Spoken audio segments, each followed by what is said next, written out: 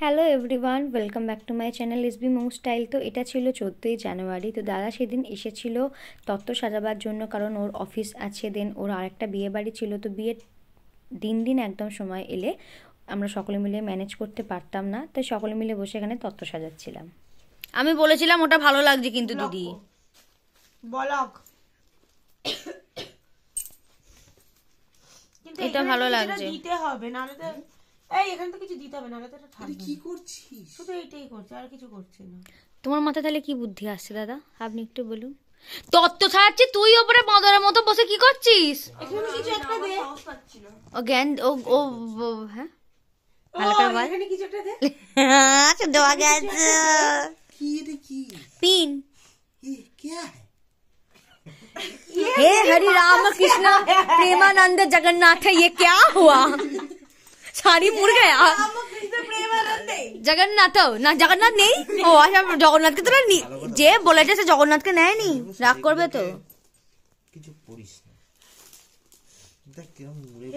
এই দেখো এখানে এতগুলো মোটামুটি হয়েছে, আর আমরা এই যে পুরো বালিশের কম্বল নিয়ে চলে এসেছি। আমরা আজকে রাত্রে এখানেই দেহ রাখবো, সকল মিলে। একটা দাদা মাটিতে রাখবে, আমরা কাঠে রাখবো, সবাই খাটে শোবো। চারজনে গোঁতাগতি, কোনো প্রবলেম নেই। ঠিক আছে, চলো।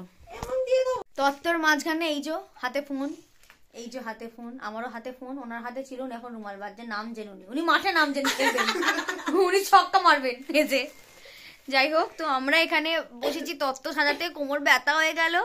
লাস্টে দিদি আর দাদা বলে তোরা বালিশ পত্র এই যে সমস্ত কিছু কম্বল লেপ নিয়ে চলে আয়, এখানেই আমরা সব শুয়ে পড়বো। তো করতে থাকি, মাঝে মাঝে দেখা করবো। আর কালকে যাব। কিছু বলতে চান? মুখ বাড়ালেন কেন দাদা? হে কৃষ্ণ না, গোবিন্দ কৃষ্ণ নয়, এ হরি রাম কৃষ্ণ জগন্নাথ প্রেমানন্দে। क्या हुआ? हमारा दादा दादा ये तत्व हुआ लेकिन কোনো ডিজাইন नहीं हुआ। প্লিজ আরেকবার। ये तत्व हुआ लेकिन কোনো ডিজাইন नहीं हुआ। বুঝতে পেরেছেন? আমাদের হিন্দি একদম প্রচন্ড ভালো। আপনারা যদি আচ্ছা ঠিক আছে, যাই হোক, আমাদের কালকে একটা জায়গায় যাওয়ার আছে, তো সেজন্য ব্লগটা শুরু করেছি। রাত 2টো বাজে, তখন আমরা বসে বসে এখানে তত্ত্ব সাজিয়ে যাচ্ছি। কখন যে শুয়েছি কোনো ঠিক ঠিকানা ছিল না। আর এখানে মোটামুটি অনেকগুলো তত্ত্ব হয়ে গেছে, এখনো অনেকগুলো বাকি আছে।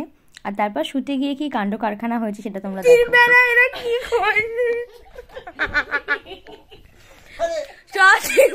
আমার দিদির ঘুম, শুয়ে পড়ার পর মনে হচ্ছে উত্তর দিকে মাথা করতে নেই। আরে ভাই দাঁড়া, আস্তে আস্তে আমার বাবা ঘুমোচ্ছে। তোর বাবা ঘুমাচ্ছে, আমি কি করি? আমি এখানে শুতে পারিনি তো। আরে কই তুই? এই দাঁড়া দাদা ঘুমোচ্ছে। আমার দাদাকে খুঁজে পাইনি, পেয়ে দেন। ও মাই গড, উত্তর দিকে নাকি মাথা করে শুতেনি, সব ঘেটে গেল। যা গুড মর্নিং। তো আমরা আজকে যাচ্ছি হচ্ছে আমাদের ছোট পিসির বাড়ি আইবুড়ো ভাতের জন্য। দিদির আইবুড়ো ভাত আছে ওখানে। তো কালকে রাত্রে তোমরা আগে দেখেছো যে আমরা তত্ত্ব সাজাচ্ছিলাম। তো এখন যাচ্ছি সকলে মিলে। বেরোতে বেরোতে অনেকটা দেরি হলো, এখন প্রায় 11:30 বাজে। আমাদের 10:30টায় বেরোনোর কথা। অ্যাজ ইউজুয়াল আমরা আবার লেট, বাঙালি। তো চলো যাই, ওখানে গিয়ে দেখা করছি। আর দাদা নেমে যাবে শানপুরে, আমরা চারাজি পাড়ায় নামবো। হিরো বসে আছে সানগ্লাস পরে, দেখুন খাওয়া আপেল আছে হাতে। আবার খুব ঠান্ডা লেগেছে। ওই তো বাবা, ওরই ঠান্ডা লেগেছে, কটা পড়েছে দেখো। এসে গেছি পিসির বাড়ি। তো এখন কটা বাজে? প্রায় 1:30 বাজে। আমাদের বেরোনোর কথা ছিল 10টা, সেখান থেকে 10:30, তখন থেকে 11টা, লাস্টে 11:30 এনাকে বার করা গেছে।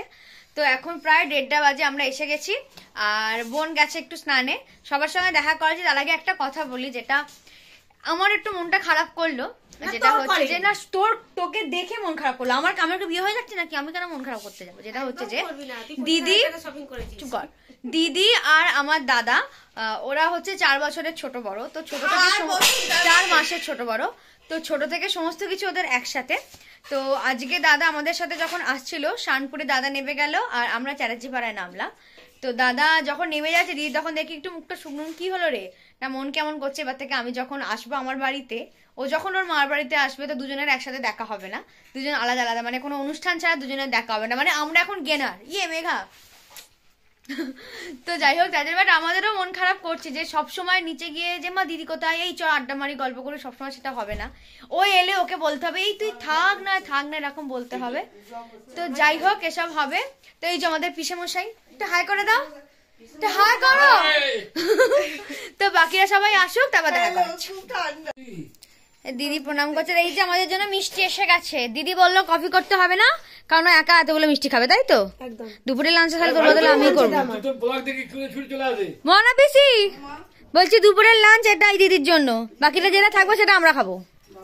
একদম একদম। পিসি এখন ব্ল্যাক কফি করে দিল।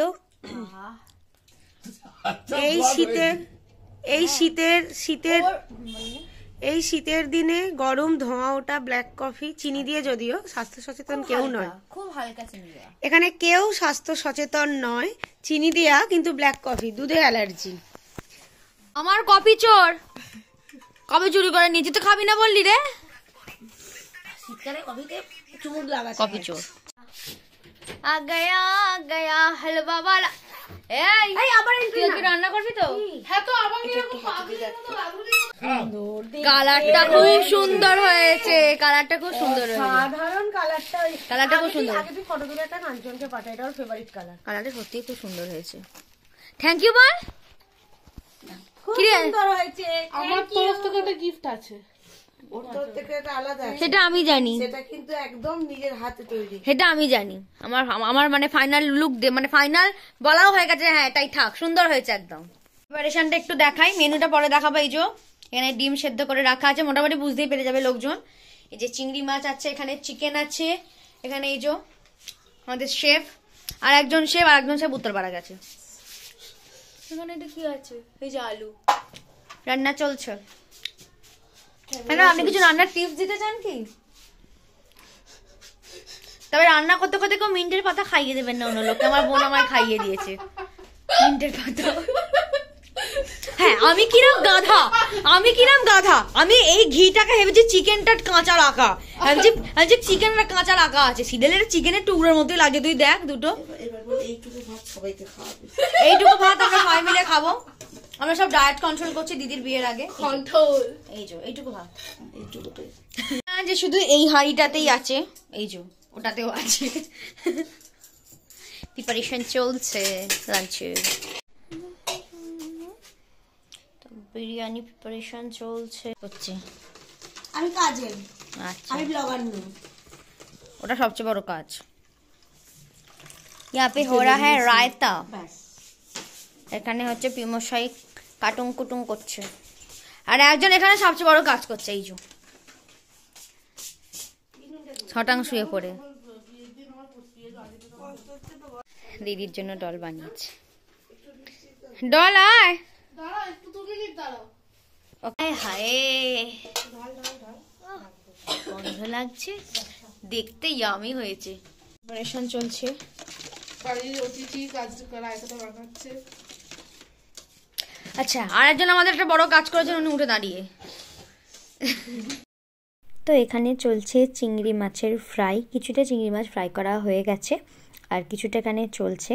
আর আমি এদিকে দিদিকে মেকআপ করে দিচ্ছিলাম, কারণ ও জাস্ট এমনি বাড়ি থেকে এসেছিল যাতে এখানে এসে সুন্দরভাবে রেডি হয়ে বসতে পারে। তো আমি ওকে সুন্দরভাবে একটু রেডি করে দিচ্ছিলাম। আর ও বরাবরই আমার কাছে সাজতে ভীষণ ভালোবাসে, তো ফাউন্ডেশন লাগাচ্ছিলাম। আর এইটুকু মেকআপেই দেখো ও বলছে যে কতটা মেকআপ হয়ে গেছে, এতটা মেকআপ আমাকে কেন করে দিয়েছিস। তারপরে আমি ওকে একটু ব্লাশও লাগিয়ে দিচ্ছিলাম। দেখো ও বলছে, আমি বলছি কত সুন্দর লাগছে, আর ওখানে বলছে যে এতটা মেকআপ কেন করে দিয়েছিস, অনেক বেশি হয়ে গেছে। আমি তাহলে তুই বিয়ের দিনকে কীভাবে মেকআপ করবি। আর ওকে যে ব্রাশ শেডগুলো আমি দিয়েছিলাম তোমরা দেখেছিলে ব্লগে, সেগুলো আনতে ভুলে গেছিলো, তাই আমাকে এখানে বোনের যা আছে সেটা দিয়ে ওকে একটু সাজিয়ে দিতে হচ্ছিল। আর একটা ব্রাশ দিয়ে এদিকে ব্লাশ হাইলাইটার সমস্ত কিছু আমাকে করে দিতে হচ্ছিল। আর এই যখন লিপস্টিক লাগাচ্ছিল তখন বোন ওকে ওর সুন্দর জিনিসটা গিফট করে। ও তো ভীষণভাবে অবাক, ও আমাকে মানে ভীষণভাবেই শকড। আর সত্যি আমার পিসির মেয়ে খুব সুন্দরভাবে এটা করেছিল।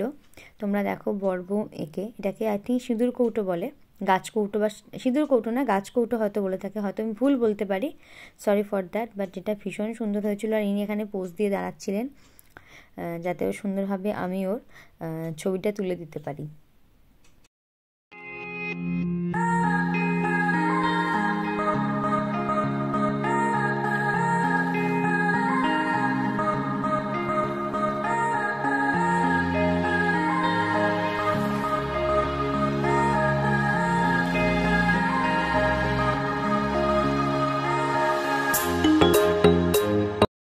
তো এখানে ও খেতে বসে গেছিলো আর সুন্দরভাবে সমস্ত কিছু সাজিয়ে দেওয়া হয়েছিল, পিসি বোন দাদা সকলে মিলে করেছিল। আর আমি এখানে সুন্দর সুন্দর ছবি তুলছিলাম। ওগুলো মনা বেশি তুলছে, মেঘা ওগুলো পরে প্রোগ্রামে যাবে আজকে। হাতে একটা, গলায় একটা, মাথার খোপায় একটা। পাগলিগুলো হয় না গাঁদা ফুলের মালা পরা, আজকে একটা পাগলি হসপিটালের ওপর পায়ের ওপর পাতুলে বসে আছে, জেসি টাকা চাইবে মদ খাওয়ার জন্য। হচ্ছে উড়িয়ে সাবাস, আমার কাছে টাকা চাইবে, লোকের কাছে চায়। পাগলি আছে দেখবি যে লতা মঙ্গেশকর বলে নিজেকে, সে আজ পাপানের সামনে এসে চাইছি পাপান লতা মঙ্গেশকর সরে যা। শুরু কর। তো দিদি খেতে বসে গেছে আগে, আর বোন, হ্যাঁ বলছি, আর বোনও আগে খেয়ে নেবে কারণ ওর শো আছে আজকে হাওড়া বইমেলাতে, ওখানেও যাবে। তো আমি মানে ডল, ছোটদা আর মনাপিসি আমরা একসাথে লাস্টে খাবো, আর হিমশায়ও বসে যাবে। দিদি ওরা খাচ্ছে, আমি আর এই যে বোন একটুখানি ঘুরতে বেরোলাম, একটু গল্প, মানে কিছুই না, জাস্ট এমনি একটু হাঁটতে বেরোলাম, ওরা খেয়ে নিক। আর যেটা হচ্ছে যে দাদা আমাকে বলছে তুই কতটা বিরিয়ানি খেতে পারবি, আমি বললাম আমি ভালোবাসি খেতে, খেয়ে নেবো। বলছে দাদার দুটো স্টুডেন্ট দুজনে 1.5 হাঁড়ি বিরিয়ানি শেষ করেছে, মানে হাউ ইজ ইট পসিবল। যাই হোক, তো আমরা একটু যাই, দেন এসে যখন খাচ্ছি তখন দেখা করবো। আর বিকালে বোন যেহেতু যাবে প্রোগ্রামে, তখন আমি আর বোন একটু ঘুরতে বেরোবো, খেয়ে দিয়ে একটু হাঁটতে বেরোবো। যাই হোক, চলো দেখতে থাকো। তো খাওয়া দাওয়া করে সমস্ত গল্পের পর সন্ধ্যেবেলা এটা হচ্ছিল চায়ের টাইম, যখন আমি দিদি বোন সকলে মিলে বসে চা খাচ্ছিলাম। আর এই দেখো বোন এখানে বসে বসে গল্প করছে, আর আমার বোন অলরেডি ওর প্রোগ্রাম থেকে এসে গেছে। আমি, বোন, পিসির মেয়ে, দাদা, পিসেমশাই সকলে মিলে বসে এখানে গল্প করছিলাম। আর তোমাদের সাথে একটা কথা শেয়ার করি, যেটা হচ্ছে যে দাদা খুব ভালো একজন অ্যাস্ট্রোলজার, উনি কুষ্টি বিচার করেন এবং এই সংক্রান্ত সমস্ত কাজকর্মই করে থাকেন। তো তোমাদের যাদের দরকার পড়বে তারা আমার সাথে কন্ট্যাক্ট করতে পারো, অথবা আমার নিচে ডেসক্রিপশন বক্সে দাদার নাম্বার দেওয়া থাকবে, সেখান থেকে যোগাযোগ করে নিতে পারো। Good morning. তো কালকে তোমরা দেখলে যে সবাই মিলে বসে একটু গল্প করছিলাম, তারপর রাত্রিরে গল্প করতে করতে খেয়েছি, তখন প্রায় 12টা বাজে। চিকেন চাপ আর রুটি, আর এতটাই পেট ভার ছিল, মানে খেতে খেতে তো প্রায় 4টে বেজে গেছিলো দুপুরবেলা। তাই জাস্ট একটা করে রুটি আর চিকেন চাপ খেয়েছি, দেন সকলে মিলে শুয়ে ঘুমিয়ে পড়েছি, গল্প আর তখন হয়নি। এখন আমরা উঠেছি প্রায় 10টা, আমি তো প্রায় 10টায় উঠেছি, আর ইনি 10:30 না 11:15 উঠেছেন। ও একটু বসে পড়াশোনা করছে, কারণ ওর সামনে পরীক্ষা, দিদির বিয়ের টাইম, কী হবে কে জানে। যাই হোক, তো চাটা খেয়েছে, আর এখন বেশি ম্যাগি করে দিয়েছে, এটা খাই। কি খাচ্ছি বসে, আর এনাকে দেখুন, আমাদের চীন থেকে এসে গেছে একজন। প্লিজ আরেকবার, প্লিজ আরেকবার।